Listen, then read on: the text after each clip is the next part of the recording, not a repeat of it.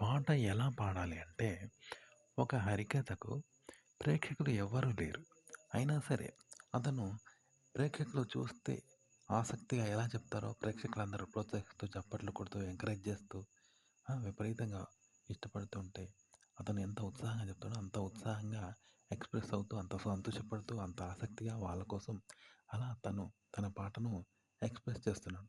అంటే హరికథ చెప్పడం లేదు. ప్రేక్షకుల ఉత్సాహాన్ని చూస్తూ మరింత ఉత్సాహవంతుడవుతూ, వాళ్ళని చూస్తూ సంతోషపడుతూ పాట పాడుతున్నట్టు. వాళ్ళని చూస్తూ తను పాడడం కాదు. వాళ్ళని చూస్తూ ఆ సంతోషంలో ఇంకా ఉత్సాహంగా చెప్తున్నాడనమాట. అదనమాట. అట్లా. కానీ ఆడ ప్రేక్షకులే లేరు. మరి ఎలా చెప్తున్నాడు? అలా అన్నమాట పాట పాడడం అంటే. అంటే తను పాడడం కాదు. అక్కడ ప్రేక్షకులు ఎంకరేజ్ చేస్తూ ఉంటే మనకొక సంతోషం, ఉత్సాహం, ఆనందం కలుగుతది కదా! అట్లా రిటర్న్ గిఫ్ట్. ఒకరు గిఫ్ట్ ఇస్తే మనం బదులుగా గిఫ్ట్ ఇస్తాం చూసినావా? అట్లా తనలో ఒక ఆనందం కలిగి దానికి బదులుగా అతను పాటొస్తుంది. అతని నుండి పాటొస్తుంది. అతను పాడడం కాకుండా. ఎక్స్‌ప్రెషన్స్ వస్తాయి కదా! సంతోషంగా అలా పాటొస్తుందనమాట. అది పాడే విధానం. అలాగే అక్కడ హరిదాసు లేడు అనుకుందాం. లేడు. కానీ ప్రేక్షకులు ఒక అద్భుతంగా హరిదాసు కథ చెప్తుంటే తన్మయులై తన్మయంతో ఎలా అయితే చప్పట్లు కొడతారో ఆనందంతో తబ్బిబ్బైపోతూ, ఊగిపోతూ, చప్పట్లు కొడుతూ, పారవశ్యం పొందుతూ, ఆనందం పొందుతూ ఉంటారు కదా శ్రోతలు. అలా పొందుతూ ఉన్నారు ఆనందంగా, పరవశిస్తూ ఉన్నారు. కానీ హరిదాసే లేడు. మరి ఎలా పరవశిస్తున్నారు? పాట అలాంటిదనమాట. అలా పరవశిస్తూ ఉంటే దాని అర్థం ఏంది అక్కడ హరిదాస్ మంచిగా చెప్తున్నాడన్నట్టు. లేడాడ హరిదాస్. కానీ అలా చెప్తే ఈడ పరవశిస్తూ ఉంటారు కదా! పాట ఇలా పాడాలన్నమాట ఇది. అంటే నేరుగా పాడడం కాదు. దానికి బదులుగా అక్కడ అద్భుతంగా కథ చెప్తుంటే, ఇక్కడ పరవశం కలిగి వాళ్ళు పరవశిస్తూ ఆనందాన్ని పొందుతూ ఉంటారు చూసినావా? అలా పొందుతూ ఉండాలి పాటగాడు. పాడొద్దు. అలా పరవశాన్ని పొందుతూ ఉండాలి. అలా పొందుతూ ఉంటే వచ్చే రాగం అంటే పాడొద్దు అలా పరవశం పొందుతూ ఉంటే వచ్చే ఒక శబ్దం రాగం ఉంటుంది చూసినావా? అది పాట అన్నమాట. అదన్నమాట పాట పాడే విధానం. పాట ఎలా పాడాలి అంటే, ఇప్పుడు కర్ఫ్యూ అయితది రోడ్డు మీద. అయినప్పుడు ఏమవుతది? బంద్ అన్నప్పుడు అన్ని మంటలు, ధ్వంసమైన వస్తువులు, ఇల్లు, రాళ్ళు, రప్పలు స్ట్రైక్ చేసి చెప్పులు అవన్నీ ఉంటాయి చూసినావా? అవన్నీ బట్టి ఏంది ఓహో! ఈయన కర్ఫ్యూ ఉన్నది. అందుకే బంద్ అయింది. దాడులు జరిగినాయి, మంటలు రేగుతున్నాయి అని అనుకుంటా కదా! బంద్ అన్నట్టు. అది కావాలని చేస్తారా అది? అలా గొడవలు జరగడం వల్ల అలా ఏర్పడ్డదంట ఆ సన్నివేశం. అలా ఏర్పడితే దాన్ని బట్టి మనం కర్ఫ్యూ అని తెలుసుకుంటాం కదా! అట్లన్నట్టు. పాట కూడా మనం పాట కావాలని పాడొద్దు. అలా అవ్వడం వల్ల ఆ పాట ఏర్పడుతదన్నట్టు. ఓకే. అందుకని మనం కావాలని పాడొద్దు. అది కావాలని ఏర్పడదు. మనలో జరిగే ఆ ప్రక్రియకు ఆనవాలుగా పాట ఏర్పడుతది తప్ప మనం కావాలని పాడొద్దు. ఆ రాగం కూడా కావాలని ఏర్పడొద్దన్నమాట అట్లా పాట. ఇంట్లో దొంగలు పడతారు. పడితే కాలి ముద్రలు, వేలి ముద్రలు దొరుకుతాయి కదా! కానీ దొరికే కాలి ముద్రలు వాళ్ళు కావాలని ఏసిపోతారా? వాళ్ళని దొరకబట్టాలని ఏసిపోతారా కాలి ముద్రలు అవన్నీ? కాదు. వాళ్ళకి తెలియకుండానే పడతాయి. సీసీ కెమెరాలో పడతారు. వాళ్ళకి తెలియకుండానే పడతారు.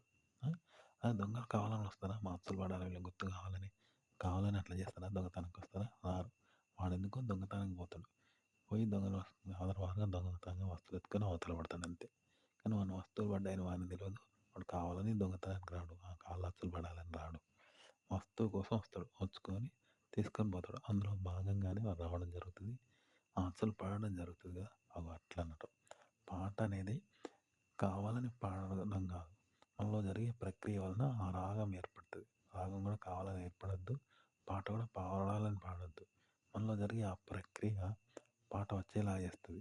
మనలో జరిగే ప్రక్రియ మనం పాట పాడేలాగా చేస్తది. అదనమాట పాట పాడడం అంటే. ఒక పాట ఎలా పాడాలి అంటే, చిన్నప్పుడు పార్కులో ఆడుకునే ఒకటి ఐటెమ్ ఉంటుంది. ఏంటంటే పిల్లలు ఆడుకునేది. ఒక పిల్లోడు కిందికైతే దాంట్లో ఇంకోడు పైకెత్తాడు అటువైపుడు. అటువైపుడు కిందికైతే మళ్ళీ ఇటువైపుడు పైకెత్తాడు. ఇట్లా ఆట ఉంటుంది. అయితే పాట పాడే విధానం దీనిలానే. అంటే ఇటువైపోడు కిందికైనప్పుడు అటువైపోడు అప్రయత్నంగానే పైకి లేస్తాడు చూసినావా? అట్లన్నట్టు పాట. అంటే వాడు కావాలని లేవద్దు. అట్లా అంట. పాట రావడం అనేది కావాలని పాడితే రాకూడదు. పాట రావాలి. కానీ మనం కావాలని పాడితే రాకూడదు. అదే జెన్యూన్‌గా రావాలనమాట. ఓకే. అట్లా అనమాట. ఇక పాడడం కూడా అంతే. ఇటువైపుడు కిందికైతే అటువైపుడు ఆటోమేటిక్‌గా పైకెత్తాడు. వాడు కావాలని కాదు కదా! అట్లా పాట రావాలి. అయితే మొదటోడు ఉన్నాడు చూసినావా? వాడు కిందికెళ్తాడు. వీడు కిందికి కావడం అనేది వీడు కావద్దు. వాడు పైకెత్తే ఆటోమేటిక్‌గా వీడు కిందికెళ్తాడు. అంతే తప్ప వీడు కావాలని కాదు. చూసినావా? అట్లా అన్నట్టు. పాడడము, పాట రావడము ఆటోమేటిక్‌గా రావాలి. తప్ప కావాలని పాడకూడదు. కావాలని పాట రాకూడదు. కావాలని రానించకూడదనమాట. గుర్తుపెట్టుకోండి.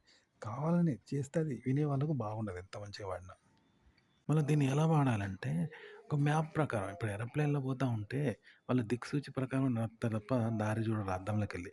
చూడరు. కారు లెక్క రోడ్డు మీద పోయినట్టు దారులు చూసుకోరు.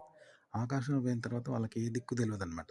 కేవలం దిక్సూచిని బట్టే నడుస్తారు. అంటే ఆ దిక్సూచిని బట్టి ఆ ఏరోప్లేన్ పోతా ఉంటది. అంతే తప్ప వాడు మలుపుడు, గిలుపుడు సొంతంగా ఏముండదు. గుడ్డిగా లోపల చుట్టూ డోర్స్ వేసుకొని చీకట్లో కూడా వాళ్ళ దారులు కనబడవు. కేవలం దిక్సూచి ఆధారంగానే పోతా ఉంటారు అంతే. అది పోతది. వాళ్ళు పోరు. దిక్సూచి ఆధారంగా గాలి మోటార్ పోతది. వాళ్ళు పోరు. అట్లా పాట గట్టిగా పాడాలి. కొన్నిసార్లు ఏరోప్లేన్ దిక్సూచి ఆధారంగా ఏం చేస్తదంటే ఆటో మోడ్‌లో పెడతారు. పెడితే అదే పోతాంటది. వాడు నడపడు పాడుకుంటున్నట్టు.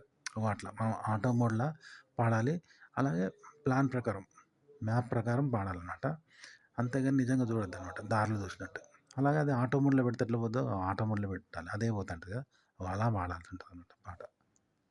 అలాగే పాట ఎలా పాడాలంటే, ఇప్పుడు ఒక సర్కస్ వాళ్ళు ఏం చేస్తారు తీగ మీద నడుస్తారు చూసినావా? తీగ మీద. అటు ఇటు పడకుండా ఒక తీగ మీద ఎట్లుంటారు? ఎట్లుంటది? అదనమాట. పాటంటే.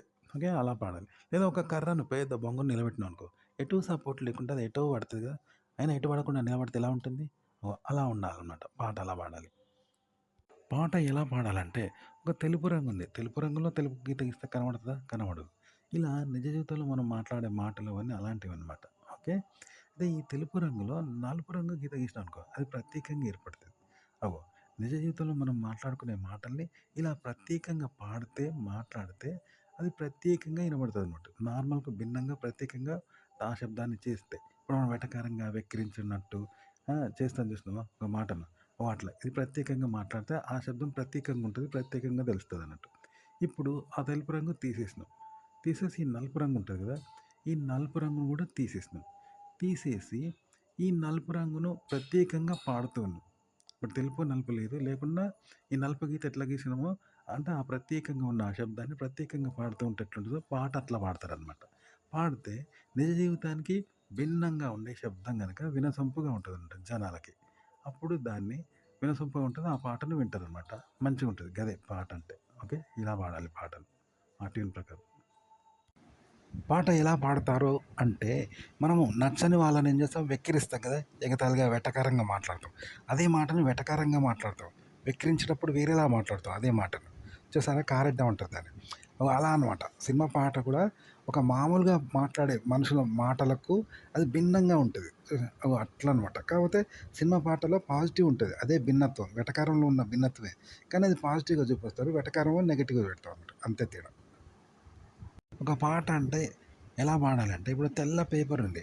ఆ తెల్ల పేపర్ మీద ఓ నల్ల పేపర్ పెట్టాం పూర్తిగా. అదే సైజు పేపర్. పెడితే తెలుపు పోయి ఇప్పుడు నలుపు పేపర్ అయింది కదా! భిన్నంగా ఉంది కదా! అట్లనే నార్మల్‌గా మనం మాట్లాడుకుంటాం చూసావా పొద్దున్న లేస్తే తెలియకుండా. అదే మాటను మళ్ళీ రిపీట్ చేసి భిన్నంగా మాట్లాడితే ఎట్లా ఉంటుంది? అదే సేమ్. అంటే ఇప్పుడు మనం తెలియకుండా నడుస్తాము, జీవిస్తూ ఉంటాం. నటన అనేది దాన్నే కావాలని చేస్తారు అలాగే. కానీ అది ప్రత్యేకంగా కనబడుతది నటన అనేది. పాట కూడా అంతే. ఇప్పుడు కామన్‌గా ఉండే మాటలనే ఇప్పుడు తెల్ల పేపర్ అనేది కామన్‌గా ఉండే మాటలు. దాని మీద నల్ల పేపర్ పెడితే అది భిన్నంగా ఉంటది కదా! ఆ కామన్‌కు భిన్నంగా అయిద్దిగా. పాట అది భిన్నంగా పాడాలి. అదే పాటను కామన్‌గా ఉండే పాటను అంటే కామన్‌గా పొద్దున్న లేస్తే మాట్లాడే మాటలు ఉంటాయి చూడు అలాంటిదనమాట. ఆ మాటలను భిన్నంగా నల్ల పేపర్ ఎట్లయితే భిన్నంగా ఉంటుందో అలా భిన్న శైలిలో పాడతారనమాట. ఆ రాగాన్ని, ఆ పాటను. అది ఎట్టి పరిస్థితిలోనూ తెల్ల పేపర్‌లా ఉండకూడదు. అంటే కామన్‌గా ఉండకూడదు. అదే కామన్‌గా ఉంటే కామన్ పాట అయిద్ది. పూర్తిగా భిన్నంగా ఉండాలి 100%. కానీ కామన్‌కు టాలీ కావద్దు. అంటే కామన్‌గా ఉండకూడదు. అప్పుడు భిన్నంగా అయిద్ది. అప్పుడు వినసొంపుగా ఉంటదనమాట పాట. అలాగే పాట ఎలా పాడాలంటే, ఒక బ్రిడ్జి పై నుండి మనం కిందికి దిగేటప్పుడు ఎలా దిగుతాం? అదే వస్తదిగా మనం తొక్కకుండానే కిందికి పడుతూ ఉంటాం కదా! ఆ సమయంలో గూడా ఎలా ఉండాలంటే, బ్రిడ్జి కిందికి పడేదానికి ఆపోజిట్‌గా తొక్కితే ఎలా ఉంటుందో, అలా కిందికి జారేటప్పుడు గూడా పోతే ఎలా ఉంటుంది? అలా పాట పాడాలనమాట. అంత ఫోర్స్ తోటి. అంటే ప్లస్‌గా ఉన్నప్పుడు అంటే బ్రిడ్జి పై నుండి కిందికి జారేటప్పుడు మనం తొక్కకుండానే స్పీడ్‌గా పోతాం ఒక వెహికల్ మీద. ఆ సమయంలో గూడా మనం ఎదురెక్కేటప్పుడు ఎంతైతే ఫోర్స్‌గా పోతామో, అంత ఫోర్స్‌గా కిందకి జారేటప్పుడు పోవాలన్నట్టు. పాట అంటే అట్లా పాడాలన్నమాట. ఈ దిశలోనే ఇప్పుడు చెప్పాను కదా! తెలుపులో నలుపు గీస్తే ఎలా ఉంటుందో ఆ టైప్‌లోనే పాడాలి. కానీ బ్రిడ్జ్ మీదకెళ్ళి కిందకి జారేటప్పుడు ప్లస్‌గా పోతాం కదా! ఆ ప్లస్‌లోను ఎదురుగాలికి పోయినట్టు ఫోర్స్‌గా పోవాలన్నమాట. ఆ ఫ్లో తీసుకొని రావాలి. పాటలో అలా పాడాలి. పాట ఎలాంటిదంటే, ఒక వ్యక్తి హిరణ్యకశిపుడు ప్లస్ ప్రహ్లాదుడు డ్రామా ఏషంలో అన్నాతమ్ములే. ఏయడంతో హిరణ్యకశిపుడిని అతను ఎవరు? ప్రహ్లాదుడో ఎవరో నరసింహస్వామి. ఉగ్ర నరసింహుడయ్యి ఏం చేసిండు? చంపేసిండు కదా! అట్లా అన్నదమ్ములే. అన్ననే నరసింహస్వామి తమ్ముడు హిరణ్యకశిపుడు. ఉగ్రం వచ్చి చంపేసిండన్నట్టు. మళ్ళా వేషం గీషం అంతా పీకేసి అందరు పగ్గాలేసి గుంజినట్టు. గుంజిపట్టి వేషం గీషం తీసేసరికి నార్మల్ అయిండు. మళ్ళా అన్న మీద తమ్ముడు పడి ఏడ్చిండు. అట్లుంటదట. అంటే నార్మల్‌గా ఉండే వ్యక్తి, నార్మల్‌గా ఉండే మాటలు ఎట్లంటే నార్మల్‌గానే ఉంటాయి. కానీ పాట అనేది భిన్నంగా ఉంటదంట. అంత భిన్నంగా ఉంటది. హిరణ్యకశిపుడు నరసింహస్వామి వేషం వేస్తే ఏంది ఉగ్ర నరసింహుడే ఆ వేషం వేయంగానే అట్లే అయిపోయిండంట. ఆ తర్వాత వేషం గీషం తెయంగానే నార్మల్ అయిండు. ఒక పాట నార్మల్‌గా ఉండే పాటకు, నార్మల్‌గా ఉండే మాటకు ఒక పాట అంత భిన్నమైందనమాట. ఒక పాట పాడేవాడు కూడా అంత భిన్నంగా పాడతాడు. ఆ తర్వాత నార్మల్ అయితాడు మళ్ళా. అదనమాట పాట పాడడం అంటే. పాట పాడడం ఎలా అంటే, ఇప్పుడు ఏడంతస్తుల బంగ్లాలో మనం ఒంటరిగా ఏం చేస్తాం? పేద వెర్రిగా భయపడతాం, అరుస్తాం. ఎవరైనా కదా! పేద కేకలేస్తారు, భయపడతారు. కానీ పగలు చుట్టూ 100 మంది ఉన్నారు జనం. లక్షల మంది ఉన్నా గూడా మళ్ళీ ఒంటరిగా ఏడంతస్తుల బంగ్లాలో ఉన్నట్టు పెద్దగా అరుస్తూ, గజగజ వణుకుతూ వెర్రికి లోనైండనుకో ఏమనుకుంటారు? పిచ్చోడు అనుకుంటారు. లేదా మానసిక వైకల్యం అనుకుంటారు కదా! పిచ్చోడు అనుకుంటారు కదా! ఒక పాట అలాంటిదనమాట. అంటే పబ్లిక్‌లో ఉండి గూడా ఇలాంటి ఒక స్థితిని నువ్వు లోనైతే అభినయం చేస్తే ఎలాగో చేస్తే ఒక పాట ఇలా ఉంటుందన్నమాట. అగ్గో. ఒక పాట ఎలా పాడాలి అంటే ఇప్పుడు చెప్పాను కదా! ఒక తెల్ల గీత అనేది తెల్ల పేపర్ అనుకో. దాని మీద తెల్ల గీత గీస్తే ఎవరికీ ఏర్పడదు కదా! అట్లా సాధారణంగా ఒక మనిషి యొక్క గొంతు, మాటలు అట్లుంటాయి ఎవరియైనా. దాని మీద నల్ల గీత గీస్తే ఎట్లుంటది? అది ప్రత్యేకంగా కనబడుతది కదా! అలా పాడాల్సి ఉంటుంది. అయితే ఈ నల్ల గీత ఎక్కడ కూడా తెల్ల పేపర్‌కు మ్యాచ్ కావద్దు. అంటే మ్యాచ్ కావద్దన్నట్టు. ఉదాహరణకి మనం అద్దం ముందు ఫోటోలు దిగుతాం కదా! దిగితే అద్దాన్ని చూసుకొని కదా కొలమానంగా చూసుకొని స్టిల్స్ పెడతా ఉంటాం. అలా పెట్టొద్దు. ఇప్పుడు అద్దంకి మనకు ఎక్కడ మ్యాచ్ కావద్దు. అంటే మనం అద్దం లేనప్పుడు ఎలా ఉంటామో అలా ఉండాలన్నమాట. అంతేగాని అద్దానికి మనకు మనస్సు, కళ్ళు, ఎన్ను, కాళ్ళు, శరీరము, భావము ఏది మ్యాచ్ కావద్దు. అలా మ్యాచ్ కాకోకుండా అద్దం ముందు పెట్టాలనుకున్న స్టిల్స్ పెట్టాలన్నమాట అద్దం ముంగటనే. కానీ మ్యాచ్ కావద్దు ఎక్కడ. అలా పెడితేట్టుంటే ఒక పాట కూడా అంతే అంటే ఈ వైట్ పేపర్ అంటే సహజత్వం కదా! అని చెప్పాను కదా! దానికి భిన్నంగా నల్ల గీత గీస్తాను చూడు. ఈ నల్ల గీత అనేది ఆ సహజత్వానికి ఎక్కడ మ్యాచ్ కావద్దు. కాకుండా పాడాలి. గోరంతా కూడా కావద్దు. భావం, ఆలోచన, మనము ఏది కావద్దనమాట.